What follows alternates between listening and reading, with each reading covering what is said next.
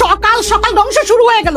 এই বাড়িতে না কোনোদিন উন্নতি হবে না। যেই বাড়িতে একটা বানজাওয়া পড়ে আছে সেই বাড়িতে কোনোদিন উন্নতি হইব না।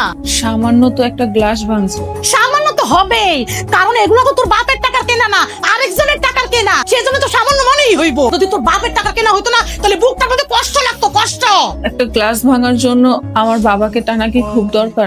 আমার মতো মহিলা তো তোর বাপেরই টানতে, অন্য শাশুড়ি হলো তোর চুলের মুঠি ধরে বাপের বাড়িতে দিয়ে আসতো। কি সকাল সকাল? দেখ, আচ্ছা আমরাও তো কোনো না কোনোদিন বাড়ির বউ ছিলাম। তোর বাপে বাড়ির বাইরে যাওয়ার আগে কোনোদিন এরকম অলক্ষিনী কাজ করি নাই। পুরুষ মানুষ বাইরে গেলে না এ ধরনের কাজ করলে ওদের কোনোদিন উন্নতি হয় নাই।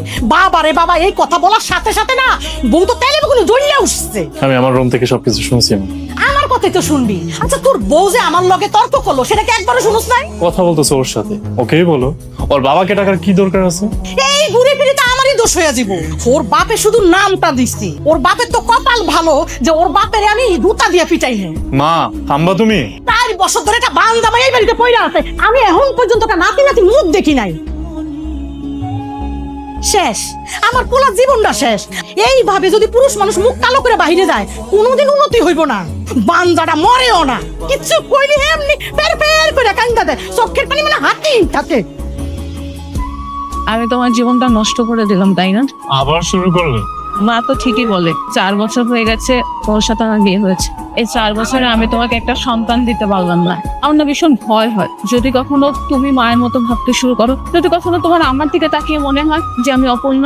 আমি কখনো তোমাকে কিছু বলেছি? কোনদিন বলেছি যে আমি তোমাকে তালাক দিয়ে দেবো? তাহলে এত ভয় কিসে?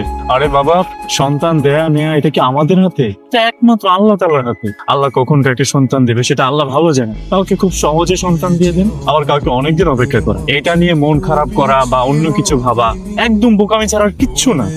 তোমার কথাগুলো শুনলে আমার কাছে খুব ভালো লাগে। আমার কাছে মনে হয় পৃথিবীতে এখন একজন মানুষ আছেন যার কাছে আমি খুব মূল্যবান।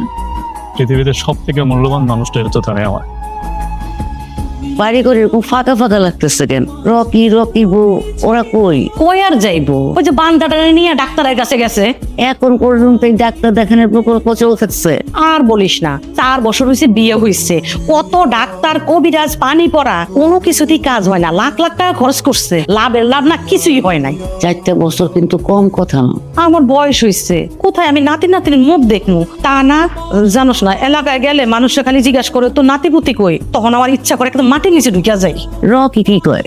রকি তো হইলো আর বউর পাগল। একটা কথা যদি কই না তখন আমি ওর কাছে শত্রু হয়ে যাই। এই যুগের পোলা করতে এইটাই সমস্যা। বউর কথা যখন কানে নেয় না তখন মায়ের কথা আর কানে যায় না। আমার পুনরায় মনে হচ্ছে জাদু টুনা করছে। তা না হলে এরকম বাঞ্জা বউলাকে উপরে থাকে।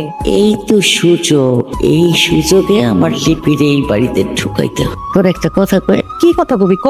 এই মাইয়ের পেছনে সময় নষ্ট করার কোনো মানেই হয় না। এখনই যদি একটা ব্যবস্থা না করিস না পরে আফসোস করবেন। ব্যবস্থা মানে? এই বউরে তালাক দিতেই।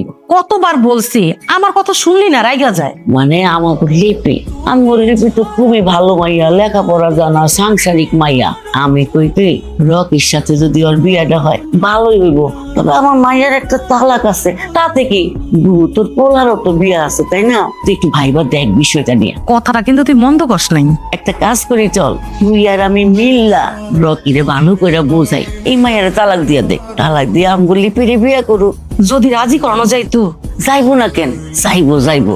আমরা দুজনে মিলে একটু ভালো করে বোঝাইলেই বুঝবো। মায়ের কথা শেষ বেশ পোলা বুঝবো।